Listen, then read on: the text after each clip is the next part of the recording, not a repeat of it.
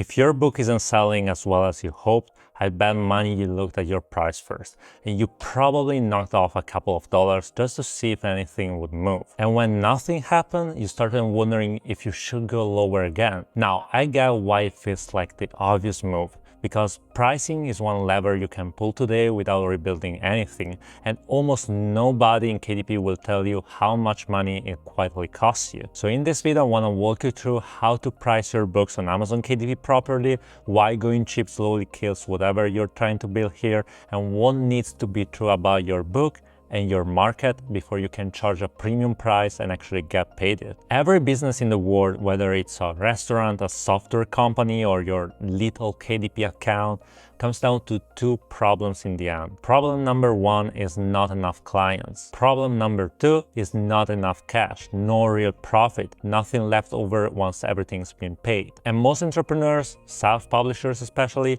go after problem number one by dropping their price. It makes sense in your head, right? More people will buy if it costs less. So your book goes from $18 to $12, then down to $9.99. And maybe you do pick up a few extra sales. But look at what you just did to problem number two.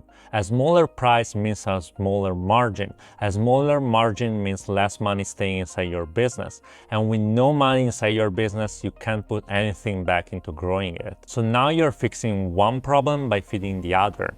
And your only way forward is selling even more copies for even less. I call it a race to the bottom, and climbing back out is genuinely hard because every other publisher in your category is running the same race at the same time. You end up pouring a lot of hours into a book which technically sells and still leaves you with nothing at the end of the month. And look, if you decided to build an online business, you're an entrepreneur now, even if the word still feels weird coming out of your mouth. An entrepreneur's job is finding the most effective way to do something, not the most obvious one. Now, my framework here doesn't only fix your pricing. When you build a product the way I'm about to describe, 5 things happen all at once. You attract more prospects, you convert more of the ones you attract, you get to charge premium prices, you keep more profit on every single sale, and getting a new customer becomes way easier financially because you finally got some margin to play with. Today we're focused on number 3, the premium pricing, and the other 4 will keep popping up as we go because all 5 come out of the same handful of decisions. So first thing you need to understand is the difference between a commodity and a differentiated offer, because it decides whether you choose your price or your market chooses it for you. A commodity is anything a customer can easily compare with something almost identical. When someone looks at 2 products and can't really tell them apart, the decision gets made on price, and every single time the cheaper one wins. We call it a price-driven purchase, and your buyer isn't being cheap when it happens. They simply have nothing else to go on. And honestly, it's what's happening on Amazon KDP with about 99% of books published today. Same trending topics, same keyword research, same interior, same style of cover, different name on the front. If your book looks like one of them, you don't really have a pricing strategy. You got a pricing ceiling somebody else built for you. And a ceiling like it costs you way more than you'd expect. Your margin shrink, you get dragged into constant price competition, you got no money left for improving your customer's experience, no money for paying anyone if you ever want help running your business, and no money for growth. Now, when I mention money for employees, you're probably thinking it has nothing to do with you right now, and today maybe it doesn't, but a business either grows or it dies. And you really don't want to build your first version in a way making growth impossible later on. What you actually want is a value-driven purchase where your buyer isn't asking which one is cheaper. They're asking which one will be more valuable for them. And you get it by building something different enough for nothing else to be comparable. Instead of your book against 200 other books, it becomes your book against nothing. And when nothing else compares, price stops being your deciding factor. Now, here's a piece of it people usually find surprising. Even if you nail everything I just said, even with a genuinely different book price at $20 or $25, your book is still a low-ticket product. $25 isn't a big decision for anybody.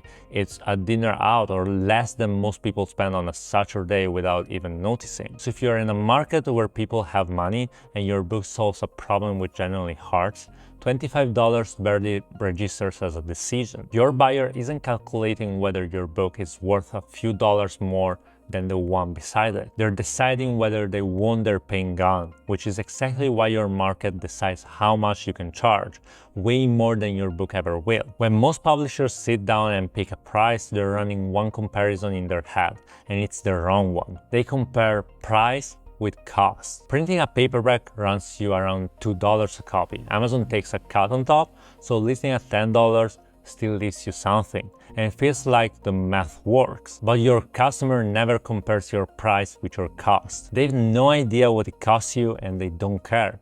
Your customer compares price with value, and it's the only comparison deciding whether they buy. People buy when they believe the value coming back is bigger than the money going out, so your whole job is widening the gap as much as you possibly can. Somebody will happily pay $10,000 for something they're convinced is worth $100,000 to them. Obviously, we are not talking about books at those numbers, but the mechanism is identical at any price. At $10 or at $25, it's the same decision happening in someone's head. And it's exactly where most publishers lose, because they burn all their energy arguing with themselves about price and almost none of it on the value living inside their book. So don't compete by being the cheap option, because a real price does something to a customer no low price can do. When somebody pays properly for something, they're emotionally invested in it. They open it, they use it, they take it seriously because it costs them real money. And someone like that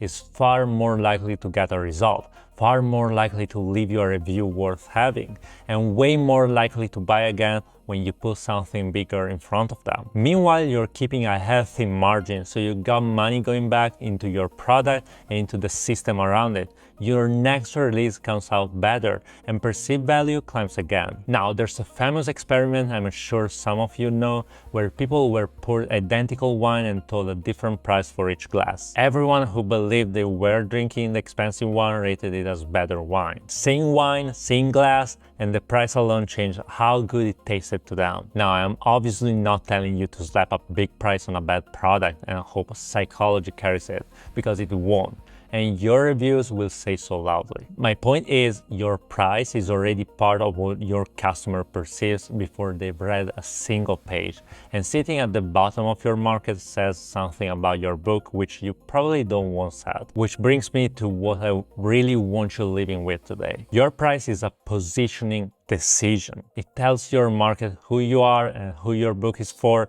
so your first real job isn't picking a number, it's picking the right market. A good market needs a massive pain, something your person desperately wants gone and keeps coming back to. It needs purchasing power, so your people can comfortably afford your book plus the bigger offer coming later. And it needs to be easy to target, meaning you know exactly who your buyer is and where to find them. Get it right and pricing becomes simple, but more importantly, all the money coming after your book becomes simple too. And it's a piece almost nobody on KDP pays attention to. Somebody buys your book on Amazon because they trust Amazon. Then they read it and it's generally good. And now all of your buyers' trust moves over to you. It's an enormous asset, and most publishers leave it sitting untouched. Because once you have someone's trust, selling them something outside of Amazon gets dramatically easier. It could be a video course, coaching calls, a community, a software subscription, or anything recurring. You take an audience Amazon handed you and you move it onto your own platform,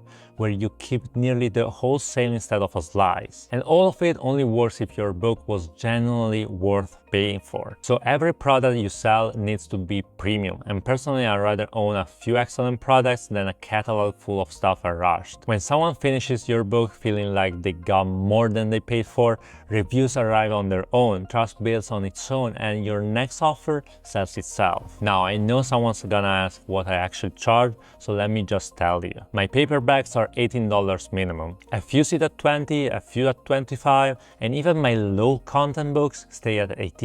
because I put real value in those two, and I'm not gonna price them like everybody else does. On ebooks, I'm at $10 minimum, and I land on my number by aiming for roughly the same royalty I'm already getting from my paperback. And notice my order because I always pick my paperback price first. Your paperback is where you actually build a premium product. It's where illustrations go, images, layout, exercises, everything making someone hold your book and feel like they got something real. Your ebook price simply follows from there. So no, I didn't give you a formula, and I did it on purpose because a number coming from me doesn't transfer to your book, your market, or your buyer. What transfers is the principle. You don't fix slow sales by getting cheaper.